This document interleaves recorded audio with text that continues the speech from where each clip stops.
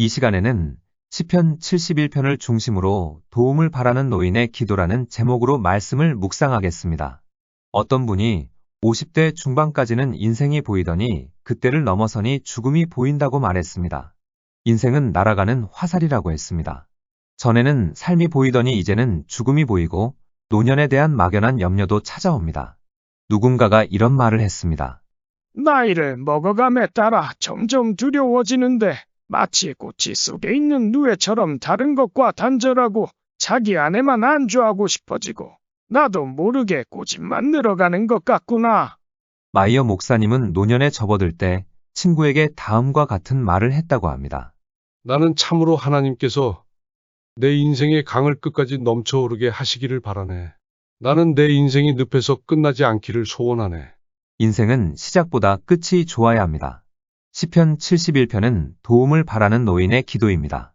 성경학자에 따라 저자가 이미 인생 말년에 들어선 사람이거나 노년을 앞둔 중년으로 보기도 하는데 중요한 것은 저자가 노년의 위기를 두고 기도하고 있다는 것입니다. 구절을 보면 늙을 때에 나를 버리지 마시며 내 힘이 쇠약할 때에 나를 떠나지 마소서라고 했습니다. 또 18절을 보면 하나님이여 내가 늙어 백발이 될 때에도 나를 버리지 마시며 내가 주의 힘을 후대에 전하고 주의 능력을 장래의 모든 사람에게 전하기까지 나를 버리지 마소서라고 했습니다. 시편 기자는 노년이나 중년의 인생의 끝을 바라보면서 많은 문제가 일어나고 있고 또 일어날 것을 깨달았습니다. 노쇠함에 따라 여러 문제가 일어나고 평소의 문제들도 더 어려워지는 것을 깨달았습니다. 시편 기자는 어릴 때부터 하나님을 신뢰하고 경외하고 봉사했던 사람입니다. 5절로 6절에 주 여호와여 주는 나의 소망이시오. 내가 어릴 때부터 신뢰한 이시라. 내가 모태에서부터 주를 의지하였으며 나의 어머니의 배에서부터 주께서 나를 택하셨사오니 나는 항상 주를 찬송하리이다. 17절에 하나님이여 나를 어려서부터 교훈하셨으므로 내가 지금까지 주의 기이한 일들을 전하였나이다. 시편 기자는 어릴 때부터 경건하게 살았고 청년기와 장년기의 시기도 올곧게 살아왔습니다. 그렇다고 노년기의 문제가 다 해결되는 것은 아니었습니다. 노년의 위기를 그가 만든 건 아니지만 눈앞에 두고 있었습니다. 그는 그것들을 잘 통과하기를 간절히 바라고 있었기에 주여 내게 백발이 찾아올 때 나의 피난처, 나의 요새가 되어 주소서라고 기도했던 것입니다. 이 기도는 우리의 기도이기도 합니다. 어느덧 노년에 이른 분의 기도이고 노년을 바라보는 중년의 기도이고 언젠가는 생각보다 빨리 노년을 맞이해야 할 젊은이의 기도이고 노년에 부모를 두고 있는 자녀의 기도이기도 합니다. 하나님은 이 기도를 들어주십니다. 시편 71편은 1절로 8절, 9절로 15절, 16절로 24절 이렇게 세 연으로 구성되어 있습니다. 강년의 마지막 절인 8절, 15절, 24절에는 모두 종일이라는 말이 나옵니다. 8절에 주를 찬송함과 주께 영광 돌림이 종일토록 내 입에 가득하리이다. 15절에 내가 측량할 수 없는 주의 공의와 구원을 내 입으로 종일 전하리이다. 24절에 나의 혀도 종일토록 주의 의를 작은 소리로 읊조리오리니 시편 기자는 기도에 응답하여 노년의 피난처가 되어주신 하나님께 종일토록 감사 찬송합니다. 늙었을 때도 버리지 않으시고 오히려 소망을 주신 하나님을 사람들에게 종일 전하고 자랑합니다. 백발이 되었지만 오히려 그를 사용하시는 하나님의 의를 종일토록 묵상합니다. 이런 기도와 응답과 감사는 바로 우리 것이 될 수 있습니다. 1절로 8절의 주제는 주는 내가 항상 피하여 숨을 바위가 되소서입니다. 3절에 주는 내가 항상 피하여 숨을 바위가 되소서. 사람들은 늙는다는 것을 대체적으로 부정적으로 생각합니다. 노화와 죽음을 자연적 현상으로 볼 수 있지만 성경에 따르면 죽음은 인간의 범죄의 결과입니다. 그래서 죽음은 하나님의 본래 계획이 아니라 하나님이 내리시는 형벌입니다. 범죄한 아담과 하와가 당장 죽은 것이 아니라 죽음에 이르는 과정을 거치는데 그 과정을 노아라고 한다면 노아 역시 하나님의 본래 계획에서 벗어난 형벌입니다. 그러므로 죽음도 노아도 일종의 해악입니다. 결국 죽음에 이르게 되는 노아가 진행될수록 죽음의 해악들이 나타나기에 사람이 늙는다는 것은 반갑지 않은 힘겨운 일입니다. 우리의 연륜이 성숙해지는 연륜만 되면 좋겠지만 안타깝게도 무력해지는 연륜입니다. 나이 들매 따라 달갑지 않은 것들이 찾아오는데 특히 무기력함이 발생합니다. 9절에 늙을 때에 나를 버리지 마시며 내 힘이 쇠약할 때에 나를 떠나지 마소서. 늙을 때에 나타나는 현상 중 하나는 육체적으로 무력해집니다. 육신이 내 원대로 되지도 않고 나를 스스로 보호할 수도 없습니다. 젊은 사람들의 무례한 행동을 보고 분노를 하지만 몸으로는 어쩔 수 없어서 부르르 떠는 노인들을 보게 됩니다. 또한 여러 가지 병마에 노출됩니다. 젊었을 때는 걸리지도 않았던 병에 걸리기도 합니다. 몸살이나 감기라는 건 모르고 살았는데 이제 몸살도 나고 감기에 걸리면 빨리 낫지도 않습니다. 몸의 여러 부분들이 고장도 잘 납니다. 별 무리한 행동을 하지 않았는데 어깨가 결리고 허리가 아프고 약간 부딪혔는데 골절이 되고 넘어지기라도 하면 크게 다칩니다. 나이를 먹어가면서 경제적인 염려도 커집니다. 그래서 어쩔 수 없이 연금을 계산해보고 통장을 염려합니다. 또 다른 걱정이 생기는데 초라한 늙은이가 되어서 자식들이나 다른 사람들에게 짐이나 되지 않을까라는 위신에 대한 걱정입니다. 시편 기자도 같은 걱정을 했습니다. 1절에 여호와여 내가 주께 피하오니 내가 영원히 수치를 당하게 하지 마소서. 늙어서 더 두려운 것은 악한 사람과 얽히는 것입니다. 4절에 나의 하나님이여 나를 악인의 손 곧 불의한 자와 흉악한 자의 장중에서 피하게 하소서. 마음이 악하고 말이 통하지 않고 기본 예의가 없고 무지막지한 사람이 전에는 날 피해 가더니 내가 나이가 드니 피하지도 않고 맞붙어서 내게 수치를 안깁니다. 나는 점잖게 살고 싶어도 예기치 않게 이런 악한 사람들을 만나기 십상입니다. 또 하나 두려운 것은 다른 사람들과 섞이지 못한다는 것입니다. 7절에 나는 무리에게 이상한 징조 같이 되었사오나 여기에 나오는 이상한 징조는 섞이지 못해서 비방거리나 주목거리가 되는 것입니다. 나는 주변 사람들과 함께하고 싶지만 내가 그들과 맞지 않는 사람이 됩니다. 그래서 꿔다 놓은 보릿자루 같은 꼴이 되고 젊은 사람들이 슬슬 피합니다. 이런 일들이 나의 의지와 상관없이 찾아옵니다. 그래서 늙는 것이 서글픕니다. 그러나 이런 문제들을 피할 곳이 우리에게 있습니다. 육체의 무력과 질병이라는 찬 서리가 내리고 경제적 어려움과 염려라는 세찬 바람이 몰아치고 늙은이로 당하는 초라함과 구박과 비참함의 구름이 잔뜩 끼고 소외와 서러움이란 비가 퍼부을 때도 우리가 피할 수 있는 바위가 있습니다. 성경은 무서리와 비바람이 오지 않게 한다고 약속하지는 않습니다. 다만 피할 피난처가 있다는 것입니다. 7절 후반부를 보면 주는 나의 견고한 피난처시오니라고 했습니다. 주님이 나의 피난처입니다. 주님이 나의 견고한 피난처입니다. 세찬 비바람이 몰아칠 때, 찬 서리가 내릴 때, 야산의 돌들이 굴러내릴 때, 맹수들이 울부짖으며 달려올 때 하나님은 우리가 숨을 견고한 피난처가 되어주십니다. 이 확신 가운데 있었기에 시편 기자는 앞서 이렇게 기도했습니다. 3절에 주는 내가 항상 피하여 숨을 바위가 되소서. 주께서 나를 구원하라 명령하셨으니 하나님은 우리를 위해 저를 구원하라고 온 세상의 명령을 내리십니다.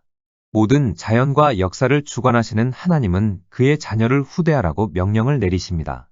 곰의 손에서 다윗을 지켜주시고 사자의 입에서 다니엘을 지켜주신 하나님이 우리를 악한 사람과 악한 일에서 지켜주십니다. 시편 기자가 계속해서 하나님을 나의 요새, 나의 반석, 나의 소망, 나의 견고한 피난처라고 부르듯이 하나님이 바로 내 구원, 내 반석, 내 산성이 되십니다. 하나님은 멀리 계신 하나님이 아니여 어떤 경건한 사람들만의 하나님이 아닙니다. 바로 내 하나님이십니다. 9절로 15절의 주제는 늙을 때 나를 버리지 마소서입니다. 인생이 황혼기에 이르면 고독과 외로움이 찾아옵니다. 친하던 이웃들도 멀리 이사를 가버리고 친구들도 하나 둘씩 세상을 떠나가고 품 안에 있던 자식도 떠나갑니다. 시편 기자도 이런 고독을 두려워하면서 이렇게 기도했습니다. 9절에 늙을 때에 나를 버리지 마시며 내 힘이 쇠약할 때에 나를 떠나지 마소서. 그런데 이 외침에는 고독의 아픔만이 아니라 모두에게서 버림을 당하는 아픔이 있습니다. 누구나 노년이 되면 이러한 두려움이 생깁니다. 시편 기자가 원수들에게 괴롭힘을 당할 때도 그를 도와주는 사람이 없었습니다. 그래서 원수들은 이렇게 외쳤습니다. 11절에 하나님이 그를 버리셨은즉 따라 잡으라 건질 자가 없다. 버림을 받았다는 것처럼 인생을 절망하게 하는 것은 없을 것입니다. 버림받은 사람은 육체는 살아있지만 이미 마음은 죽어 있습니다. 이런 걸 노년에 많이 경험합니다. 그래서 시편 기자는 이렇게 부르짖습니다. 12절에 하나님이여 나를 멀리 하지 마소서. 나의 하나님이여 속히 나를 도우소서. 하나님만이라도 자기를 멀리하지 말아달라고 원수들이 공격할 때 도와달라고 간청합니다. 감사하게도 하나님은 우리가 노년이 되어도 버리거나 멀리하는 분이 아니십니다. 백발이 되어도 품으시고 동행해 주십니다. 더 이상 하나님께 봉사할 힘이 없을 때도 사랑과 호의를 줄이지 않으십니다. 원수들에게서 꼭 구원해 주십니다. 그런데 시편 기자의 고독과 외로움에 대한 본질적인 두려움은 하나님께 버림받는 것에 있습니다. 시편 기자가 간절히 기도하는 것은 사람들이 자신을 떠나가지 않게 해달라고 하는 것이 아니라 하나님이 자신을 버리지 말고 떠나지 말고 멀리하지 말라는 간구입니다. 이 간구는 사람에게서 버림받는 두려움에서 나온 것이기도 하지만 이제 자신 앞에 다가온 죽음에 대한 두려움에서 나온 것이기도 합니다. 죽음은 분리의 공포심을 줍니다. 자신의 존재가 멸절하는 공포심을, 모든 관계가 끝나는 공포심을, 모든 게 사라지는 공포심을 줍니다. 그런데 하나님은 죽음의 순간에도 우리를 버리거나 떠나거나 멀리하지 않습니다. 시편 23편 4절에 내가 사망의 음침한 골짜기로 다닐지라도 해를 두려워하지 않을 것은 주께서 나와 함께 하심이라. 주의 지팡이와 막대기가 나를 안위하시나이다. 예수님은 다음과 같이 말씀하셨습니다. 요한복음 6장 37절에 아버지께서 내게 주시는 자는 다 내게로 올 것이요 내게 오는 자는 내가 결코 내쫓지 아니하리라. 이 말씀이 우리에게 적용되는 순간은 죽음입니다. 죽음의 순간에 우리를 붙잡아 주시겠다는 말씀입니다. 예수님이 이런 말씀을 하실 수 있는 것은 예수님이 죽음의 문제를 해결하셨기 때문입니다. 하나님의 보내심을 받은 예수님은 십자가에서 우리를 대신하여 형벌적 죽임을 당하셨습니다. 그래서 예수님을 믿고 의지하는 자에게 죄에 따른 개별적 형벌로서 죽음은 더 이상 효력이 없어지게 되었습니다. 그렇다고 성도가 이 땅에서 죽음을 피할 수 있다는 것은 아닙니다. 왜냐하면 하나님이 예수님의 대속 사역의 유익을 시간을 두고 점진적으로 적용하시기 때문입니다. 죄와 그 해악을 단번에 주시지 않은 것처럼 죄와 그 해악을 단번에 제거하지 않으신다는 것입니다. 하나님께서는 최후의 종말 때까지 유예하셨다가 예수님께서 오실 때에 비로소 죽음을 포함한 죄의 모든 효력을 제거하실 것입니다. 그때까지는 그리스도인이라 할지라도 육체적인 죽음을 경험하게 될 것입니다. 거기에 동반되는 노화와 질병을 겪다가 마침내 죽음을 맞이할 수밖에 없습니다. 하지만 성도는 죽음을 두려워할 필요가 없습니다. 성도에게는 죽음이 끝이 아니라 영원한 생명으로 들어가는 관문이고 출발이기 때문입니다. 그래서 시편 기자는 외롭고 고독한 노년의 시기, 죽음을 앞둔 시기에 오히려 주님께 소망을 품으리라고 결심합니다. 14절에 나는 항상 소망을 품고 주를 더욱 찬송하리이다. 소망은 이루어질 것을 굳게 믿는 마음과 더불어 찬란한 기대감으로 기다리는 것을 말합니다. 성경에서 소망이란 스스로 빠져드는 자기 확신이나 상상력을 발휘하여 갖는 고취감이나 그렇게 되었으면 하는 간절한 소원도 아닙니다. 성도의 소망은 신실하신 하나님의 인격과 말씀하신 약속을 기초로 합니다. 욥이 가진 소망은 놀라운 것이었습니다. 바른 성경은 욥기 13장 15절을 주께서 나를 죽이실지라도 나는 그분을 소망하리라고 번역했습니다. 욥이 가진 소망의 근거는 하나님이십니다. 고독과 소외의 아픔에서도 그리고 죽음의 두려움에서도 일어설 수 있는 근거는 하나님이십니다. 상한 영혼과 고독한 심령에 가까이 오셔서 구주와 주님이 되어 주시는 분은 하나님이십니다. 또한 육체 밖으로 나갈 때에도 여전히 대속자가 되어 주시는 분은 하나님이십니다. 욥기 19장 26절에 내가 죽이 벗김을 당한 뒤에도 내가 육체 밖에서 하나님을 보리라. 하나님은 우리의 노년에 함께 하실 뿐만 아니라 우리가 이 땅에 떠날 때도 함께 하십니다. 사도 바울은 신자의 죽음을 고린도후서 5장 1절로 10절에서 몇 가지 비유와 이미지로 설명합니다. 바울에게 죽음이란 무너진 육체라는 장막집 대신에 하나님이 직접 지으신 하늘에 있는 영원한 집이 우리에게 주어지는 것입니다. 바울에게 죽음이란 하늘로부터 오는 처소를 덧입는 것입니다.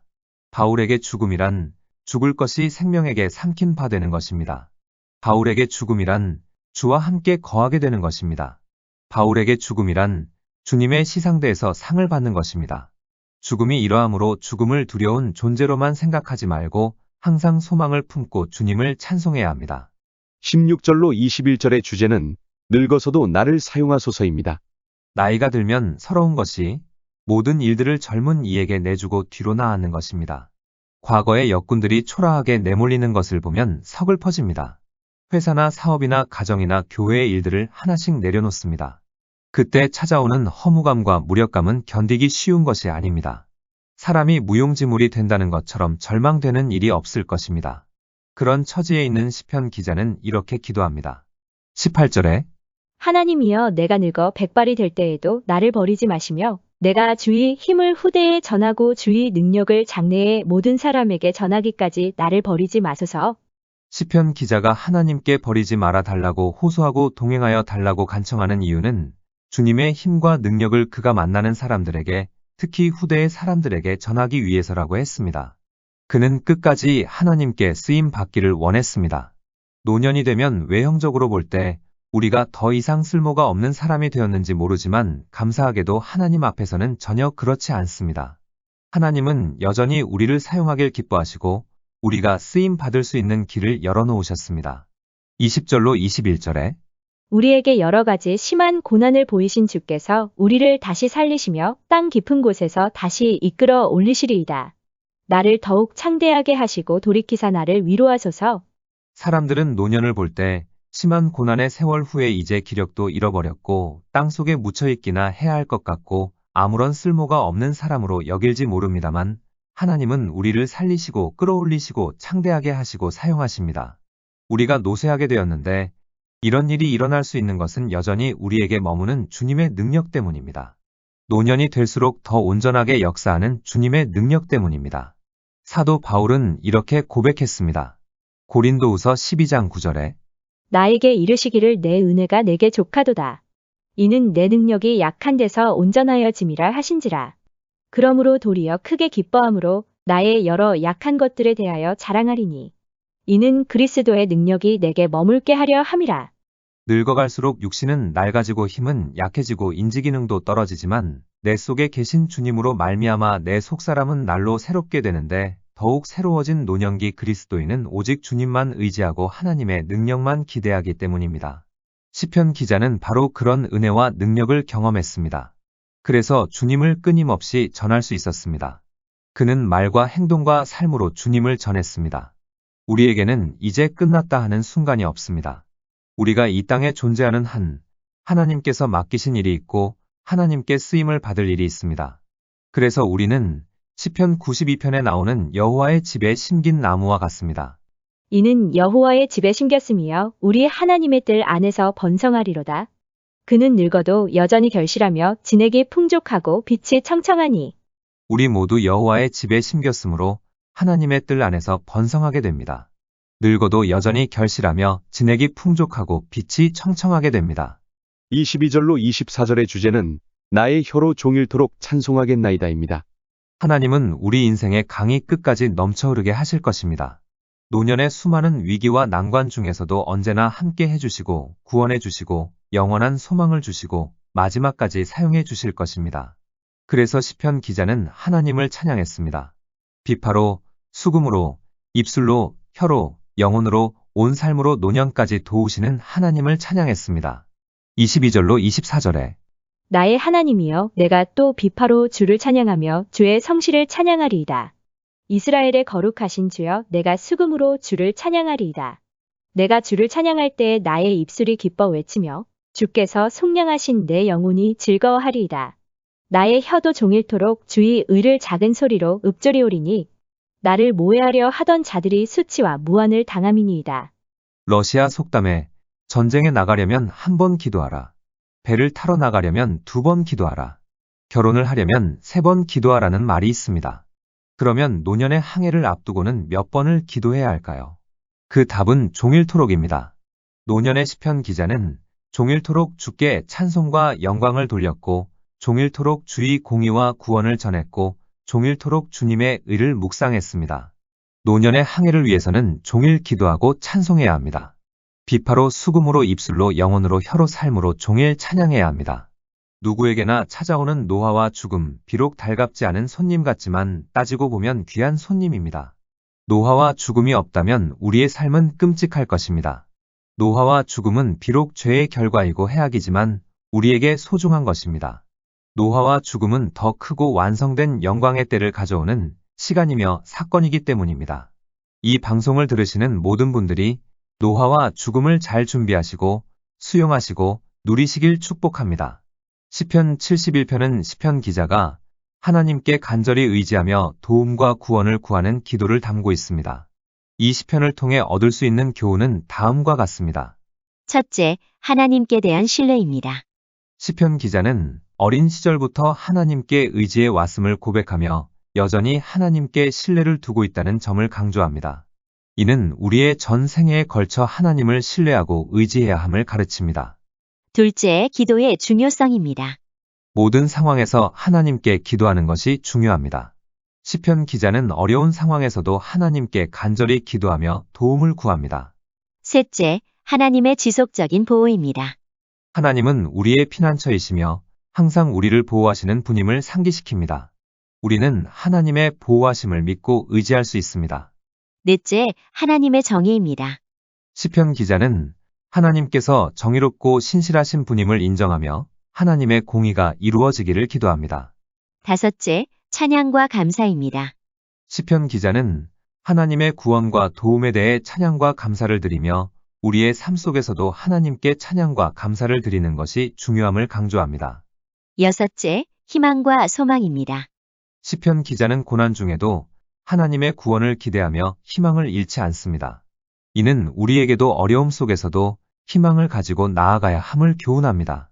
시편 71편은 인생의 다양한 시기에 하나님의 신실하심과 사랑을 신뢰하고 항상 하나님께 기도하며 감사와 찬양을 드리는 삶의 중요성을 깨닫게 합니다. 기도하겠습니다. 모든 생명의 주인이신 창조주 하나님, 이 땅에 태어나는 순간부터 지금까지 지켜주시고 인도해 주셔서 감사드립니다. 남은 생에도 동일하게 지켜주시고 끝까지 믿음을 잘 지키게 하옵소서. 예수님의 이름으로 기도드립니다. 아멘.